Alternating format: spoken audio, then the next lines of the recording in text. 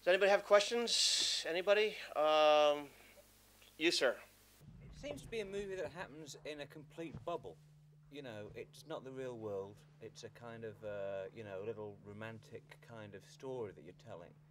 Did you ever feel that you know, you weren't connecting with you know, I don't want to be crass about it, but the somewhat difficult political situation we find ourselves in today? I think all stories have their own little bubbles, you know. I mean, you can't contextualize the whole thing. You know, I don't quite understand if you're suggesting that I should be embracing the political situation in every film. No, I'm suggesting that you made a decision that was not to have this Well, in we the made real a world. decision to make make a film about this guy dealing with his issue and the people around him, and that, yeah, that was the focus. Yeah. Yeah, but if you look at like All That Jazz, right? It's all about Bob Fosse or Bob Fosse's alter ego. It's not about the Iranian crisis and Jimmy Carter. I mean. I wasn't going to make that comparison myself. Okay. Okay. Just. Given that you have. Yeah. No, Yeah. I'm not. It's not a criticism. It's simply an observation that, you know, you're making a romantic film in a sense. I think that there's certainly a romantic element to it. Yeah. You talked about putting the script up early, and as if enough people don't have comments about script, don't want to change things. And there have been pre-screenings. I don't know really how much the blog in that bit participated in the creative process, but as you get involved with blogging and know Hugh's influence, is that interesting? Is it a distraction? Is it an opportunity? For me, it was very interesting to put the script up on there. It was a nerve-wracking experience. I was very nervous that I was a going to sort of, you know, give away the story or whatever, and b, you know, see what, you know, people would like it or not like it or whatever. After a very short while, I kind of didn't. I realised that the majority of the comments that were coming back were not particularly useful, and so I took it off because I just thought this is not helping me. This is confusing the issue and no good, you know. But it was an interesting experiment, and you know, maybe for another project which is probably less far down the line, where I'm trying to get some interaction with people, it would be an interesting thing to do again. But in that case, it didn't work. But we, you know, well, we had our blog all the way through the film, written by Colin, and occasional contributions from myself and from my cast. And so that was another part of it. And that was really I think about trying to encourage people to interact with the process of the film and to sort of demythologize some of the filmmaking you know, methods and all that. And that was a successful thing. And then the blogger screen that we had before we were finished was also really nice, because I was effectively trying to ask people to help us find an identity for the film, because I kind of, you know, the film's a lot of things, and I kind of wanted people to help me on that. I don't know, I didn't get that many sort of, you know, instantly usable answers, but I certainly got some feedback, and it was very useful to the process. So our kind of touching on it, you know, has had its kind of, you know, all the way through the you know, from script onwards has been interesting. Say that. It was just a question about, you've done one movie without the influence of the blogosphere. You've done a film now and involved the blogosphere. Will you take the lessons learned from producing a movie and releasing it without this external Web 2.0 type influence, and take this and move this forward into the next movie that you make? Or will you just take this as a on the spot type of experiment and ignore it for the future? Just interested in your thoughts. I think the answer is it depends how it evolves in the course of the next, you know, and, you know, once the film is kind of out there in the world, because at the moment it's just, you know, it's sort of getting ready to emerge itself into the world.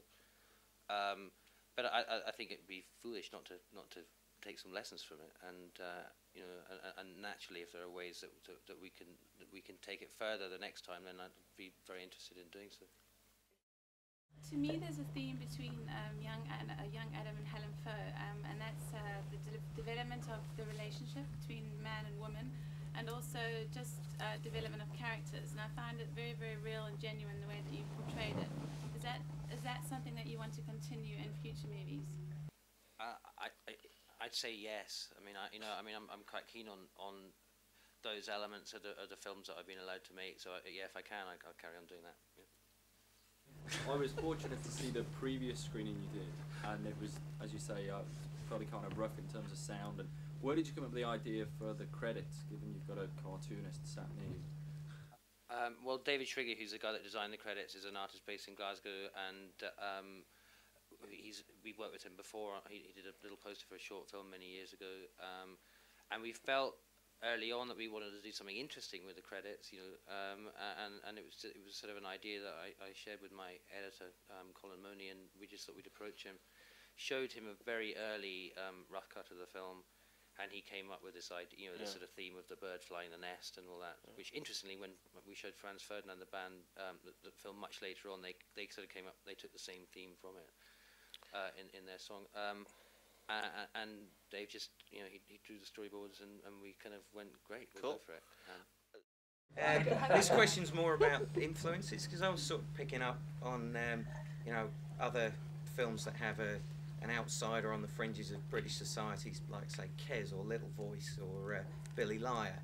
And it also came across as a bit of an anti or an inverse Monarch of the Glen, set in a big Scottish pub, but everything's horrible.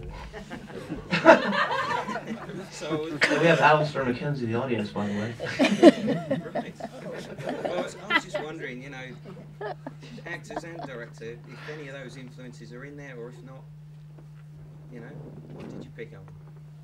There are lots of unconscious, there are lots of Hitchcock influences, which are kind of, sort of fairly obvious, and I was sort of, I guess my other influences were more like kind of the French New Wave films. I wanted to do a film which was a sort of slightly magical but realist movie. Be it in a bubble or not. And that was so. And to have some joy with the cinema as well. And a little bit of magic in there. And there's sort of, I guess, there's a kind of sort of mini kind of played down sort of fairy tale element to it. Yeah. I thought that the film kind of captured the essence of Edinburgh as a city and its people brilliantly. But I wonder how much of a challenge that was for the non-Scot stars and how they got to grips with that very sort of Scottish feel. Well, we started we started up in with Perthshire, right? So I mean, for a start, I think that worked better just for me in terms of my character, just because that's obviously chronologically that's where the movie starts and I guess ends as well. So it was interesting to be out there on location, just because in terms of shooting, it's bizarre. There's some like crazy weather cycles that blow through there. I mean, like I remember shooting this one scene with Kieran. And like I think it rained, it was snowing, it then hailed, and then got light again, then rained yet again, and then it was bright sunlight. And that's I've never ever seen that before. I mean, it was hellish for us trying to shoot it, because it makes no sense when you like move the cameras different ways. Because in Kieran's coverage it's like snowing, and in my coverage it's raining. And it's like, where the fuck are these people?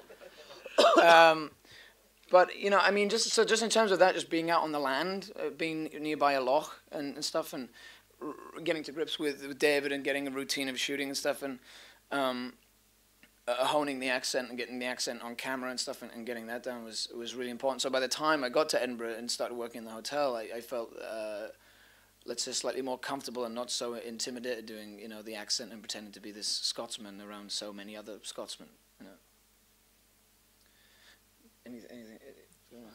No, I think with just the fact that we were submerged, we were living in the hotel that we were shooting in, so it was all very realistic, sort of being submerged in the culture and being up in Scotland. Your ear becomes quite tuned to it all, and we had a lovely time up there, though, really good. Also, I didn't ever realise what an amazing skyline that city has.